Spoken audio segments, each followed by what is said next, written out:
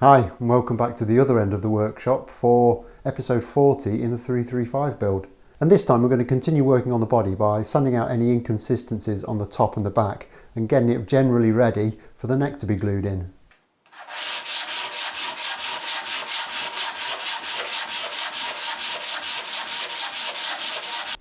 Okay, so in the last episode we got both of the pickup routes cut into the guitar. They're looking very nice.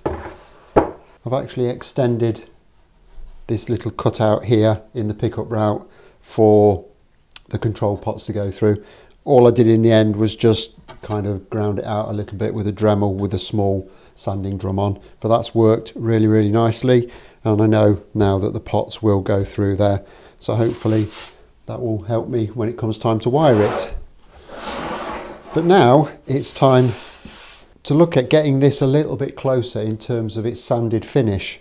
Now, it might look pretty good at the moment, and from this view it looks quite nice actually from here, but if you feel it, it does feel a little bit lumpy, and I know there's a few knocks have been put into it as I've been working on it, so we need to sort all of that out. And I did mention in the last episode as well that I'm not particularly happy with the way that these little raised sections in the horn have worked out. I think this one is quite close to how I want it. This one is a little bit too prominent, so I'm going to do some work on those and even them out as well. I'm going to do it in this jig because it does keep things nice and stable and steady, and it stops the body moving around and rocking, which is probably only going to cause it more damage. But I am going to just take off those little blocks just so I'm not smacking my fingers into them when I'm sanding, because that's going to get real old real quick. And as I said, this actually looks quite nice, but I do know that it's not where I need it to be and that there are some inconsistencies in this. The trouble is, in this light I just can't see them, so we need to do something about that.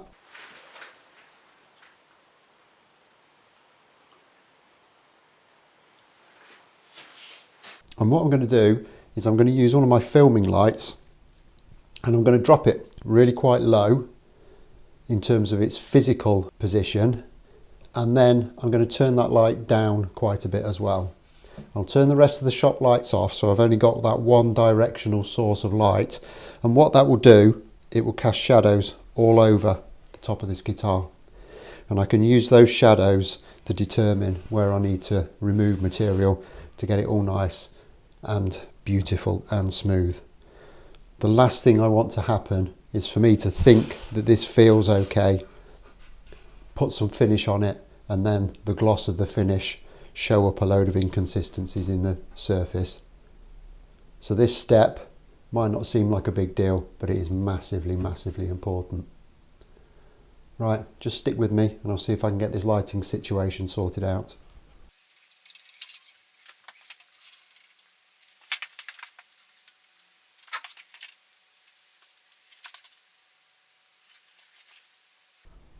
Okay, now this is probably not the best angle to be filming from, so I'll see if I can get a better angle at another point. But this has immediately shown me exactly where I need to be working on this. There are little lumps and bumps all over the place. So in the first instance, I'm just going to get some fairly rough, probably about 120 sandpaper on a small block, and I'm just going to start working through some of these kind of more obvious areas that need sorting out. But before I do that, I will try and get the camera set up a bit better so we can get a better shot of what's going on.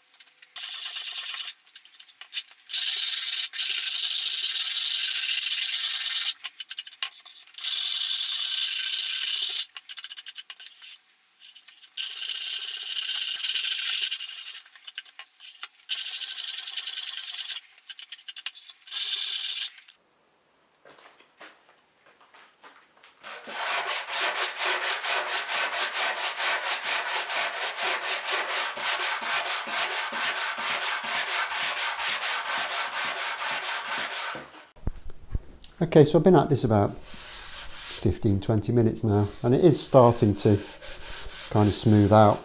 There's still a bit of a rough transition there as we come down towards that edge. So I'm just going to continue working in this section. The rest of it, I believe, is not too bad, but then it just leaves us with this little issue of kind of smoothing out and tidying up these horns. I'm hoping that's not going to be too much of a big deal.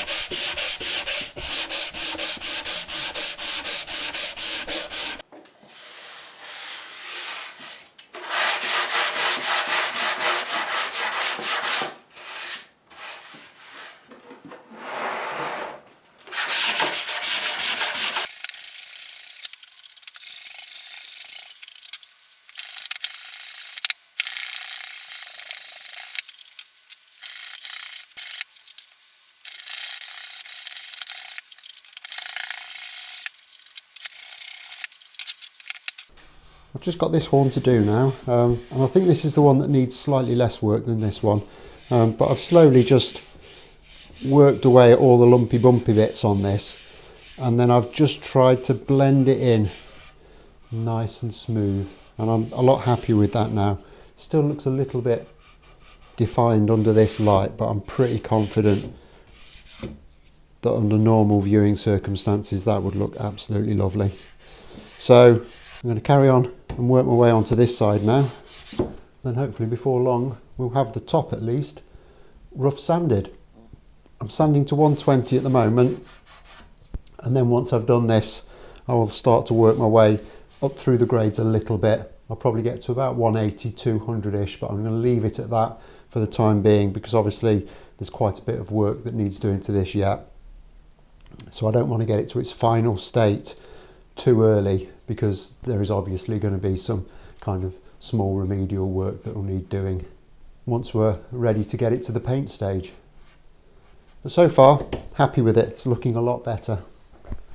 Okay, so we're kind of getting towards the end of the sanding now with the 120 pad, and it's looking really, really nice. I'm very happy with it so far, but there's still a little bit of work to do, and this rough sandpaper has left quite a lot of scratches in the top. So it's time now to start working my way through the grades.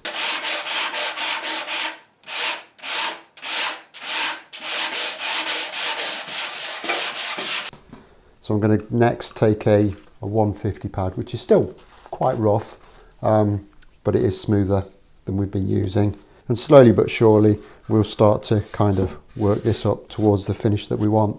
Now you might be wondering why I'm using a flat block on a very curvaceous surface, and the reason is quite simple. If I was to try and do this without a block, I would just follow the shape that was already there. So any lumps, I would just continue to sand that shape into the guitar top rather than sanding it out.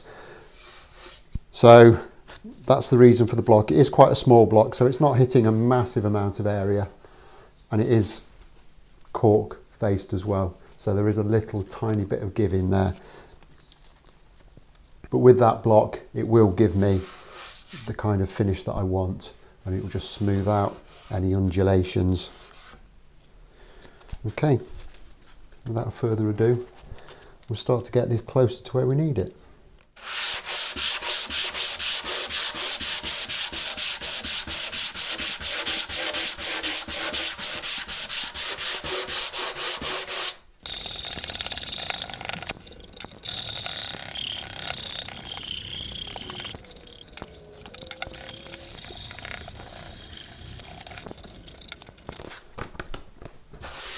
And now I'm just going to go again.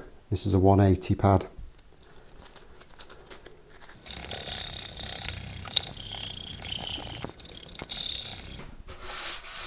Okay, and that's starting to look really, really nice now. Really smooth. Feels lovely and smooth too, but it's still not quite where we need it. So I'm just going to go again. Now we're at a 240 pad.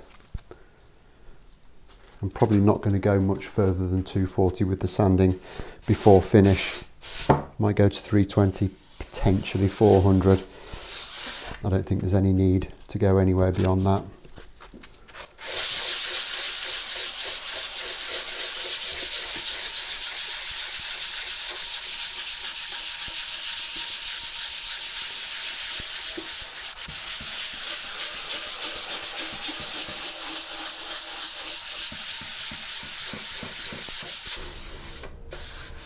And that feels absolutely lovely now.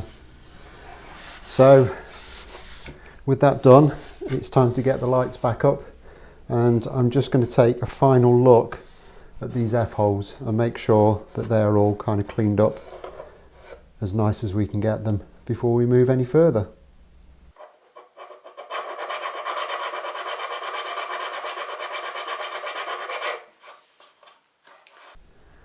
Okay, so I'm going to move my attention on now to these F-holes. They're not bad. They're pretty close to where I want them to be, but there's a little, I mean, you might be able to just see in there.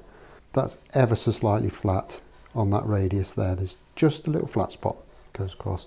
So that's not really ideal. And while it is only a small detail, it's the kind of thing that will spoil the overall finish of a guitar if it's not put straight. So what I'm going to do is just take a little bit of dowel and some 120 wet and dry paper, and just use that to form a little tool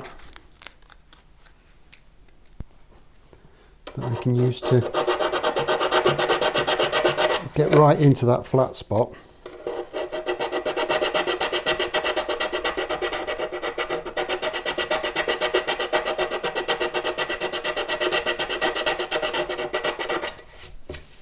And just make it nice and round. And then I'm just going to follow that all the way around that little section of the F-hole. Because again, as it transitions from this curve here into the round bit, again, there's a tiny little flat spot.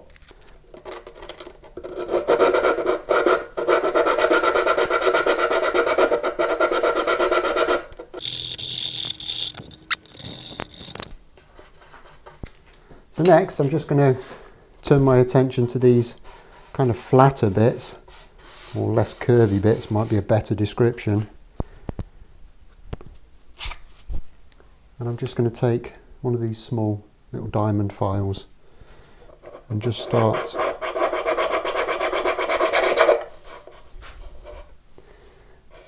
anywhere where the shape doesn't look quite right.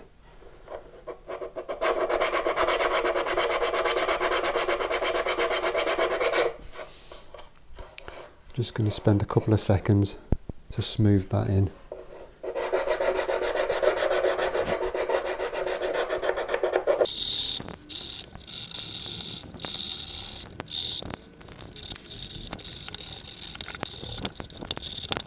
Okay, so I'm going to have a look at the other one, but I'll probably fast forward the whole of that because there's only so much sanding of F-holes that you can manage.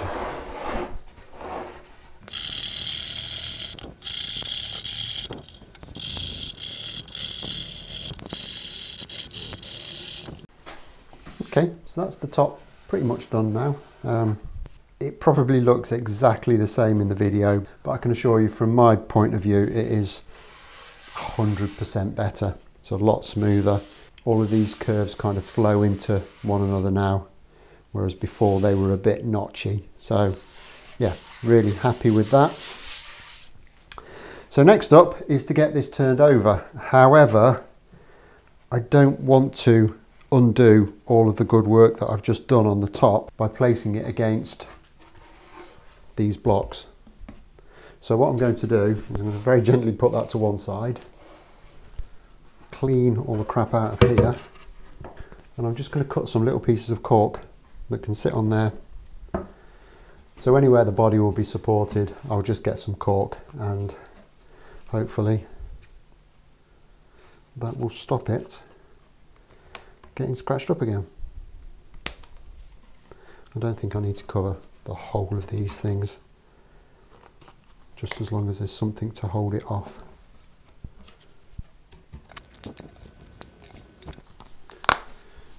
I'm just going to put a dab of Titebond on.